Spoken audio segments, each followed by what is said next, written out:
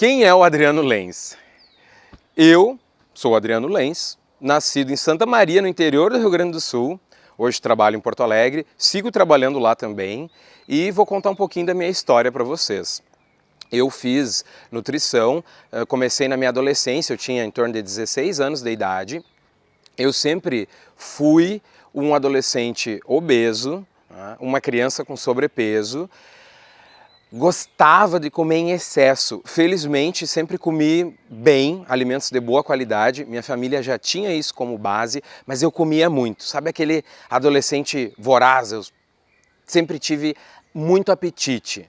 E eu sempre me questionei muito em relação à alimentação. Na minha época, não estou tão velho assim, mas na minha época não tinha tanto esse boom como hoje tem da internet. Não tinha ainda Instagram.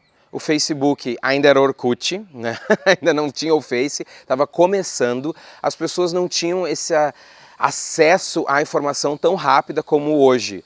O que por um lado era bom, porque não disseminava tanto fake news. Então eu fui ver nutrição e fui começar a estudar nutrição correndo atrás da biologia, da área da saúde, que é algo que eu sempre fui apaixonado. Sempre adorei a parte de genética, depois fiz uma especialização em genética. E quando eu vi a nutrição, aquilo me deu um estalo. Pá, eu acho que é isso que eu quero. E eu fiz o vestibular para nutrição e para biologia. E passei nos dois, e aí fiquei, o que eu vou? Eu digo, não, eu vou para nutrição. Eu acho que realmente tinha uma vozinha me dizendo, te joga. E quanto mais eu comecei a estudar nutrição, o comer com qualidade, o comer para nutrir o corpo, a mente, a alma, e não só o comer pelo comer, mais eu me apaixonei pela ciência da nutrição, tanto pela questão bioquímica, que depois eu me joguei num mestrado em bioquímica, quanto pela questão psicológica, porque hoje em dia, infelizmente, nós não comemos mais, nós engolimos a comida. Tu pergunta para as pessoas uma hora depois delas, não é um dia depois, um mês depois, uma hora depois, que gosto que tinha o doce que você comeu na festa?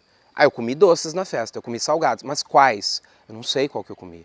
Então a gente engole a comida, isso é muito triste, porque nós estamos comendo como parte do prazer do comer, de um dos prazeres da vida, mas nós não estamos tendo esse prazer, porque nós estamos engolindo a comida. Nós não sabemos nem o gosto do que nós comemos. Isso sempre me chamou muito a atenção desde o começo, porque era um questionamento que eu fazia para mim. Por que eu como mais do que o meu corpo precisa? Por que eu estou tendo excesso de peso?